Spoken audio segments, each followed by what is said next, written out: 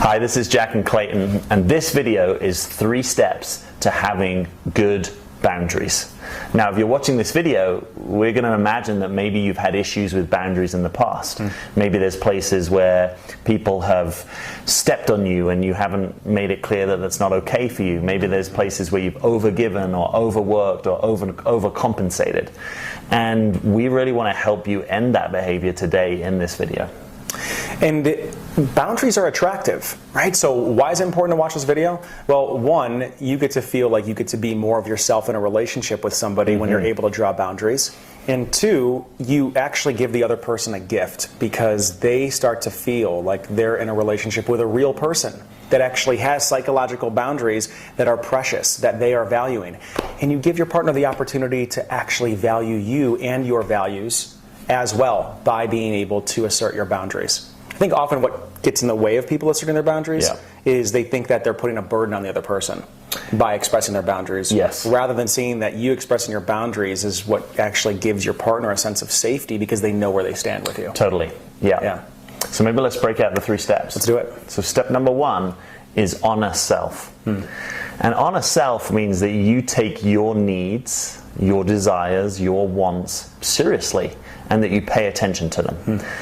Now, what makes this difficult is that often if we don't honor self, we're actually honoring over honoring self. And we tend to be more over there with someone else than over here with myself.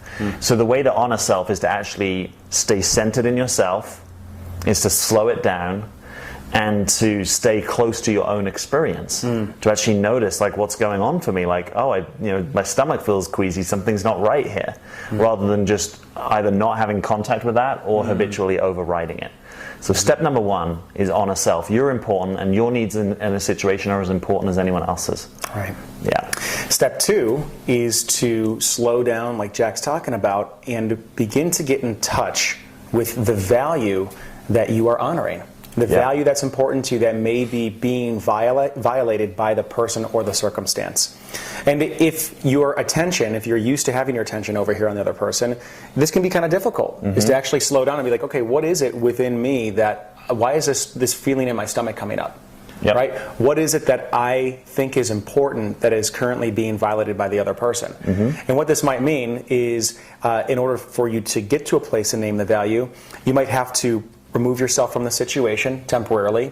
You might have to go meditate or go journal or go take a walk and get in touch with what it is that you see as important that needs to be communicated into the space between the two of you so your partner can see and appreciate that as well. Yeah, I love that.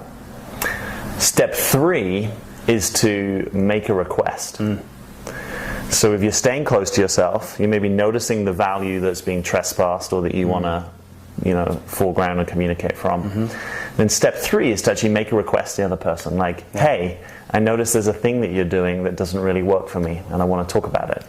Or, hey, I like that you want to hang out, doesn't actually work for me to hang out Wednesday, how are you looking on Friday? Right? So you actually just directly and simply kind of ask for what it is that you want.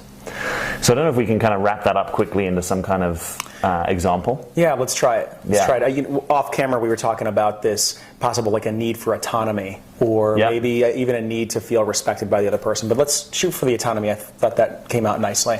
Okay. So say that you have a need for autonomy, and somebody is wanting much more attention, or perhaps there's something happening, and you're wanting a little bit. To maybe a little bit more alone time? Some me time? Totally. How would you go through these 3 steps and communicate them in a way that honored self, named the value, and then made the request? So it could be something like this.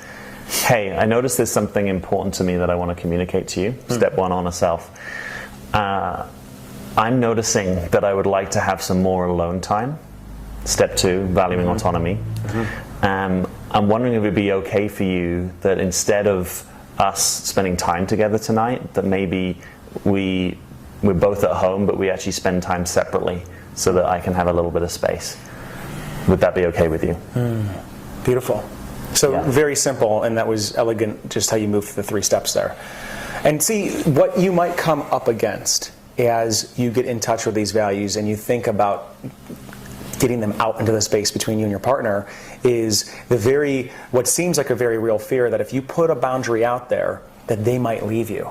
Right. That if you put yourself out there and draw a line in the sand of something that's important to you, and where your clear yes is and where your clear no is, that the other person might not want anything to do with you and leave. So oftentimes this is at the root of what causes us to compromise ourselves and not actually express who we are in the relationship. Yep. And so we could call that a fear of rejection, or fear of abandonment. Yep.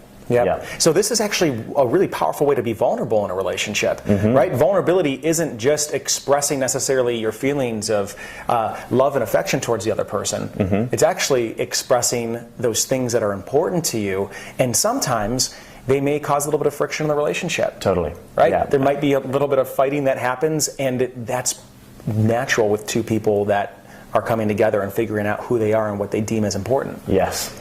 Yeah. You want to make sure that you're not avoiding those conflicts, because then you're just building up a habitual pattern of overlooking yourself. And we know where that goes. That basically simplicity goes to resentment. Yes. No one can continually overlook themselves ongoingly without at some point being like, hey, what about me?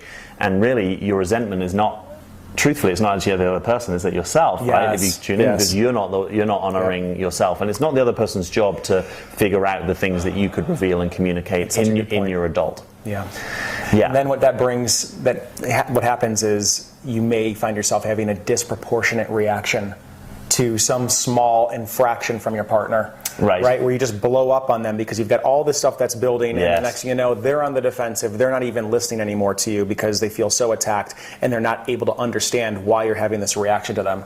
And this is what causes breakups. This is what causes an incredible amount of rupturing that can happen in a relationship. So that's why good boundaries are good for both parties. So we wanted to share something. We have a webinar. We do. We have a webinar that's called 3 Keys to Being Relationship Ready, How Successful Women Find a High Quality Man. So this is a relationship for women who want more in their relationships.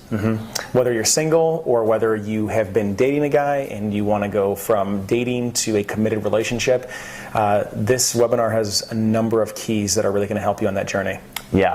We specifically talk about 2 unconscious roles that women adopt, which are on both sides of this boundary question, either under-boundaried or over-boundaried. So you'll want to listen to that key. We've had really fantastic feedback on the webinar. It's super potent use of an hour of your time. If you're interested, you can see a link below this video. Click that, choose a time that works for you, and we will see you there. Take care.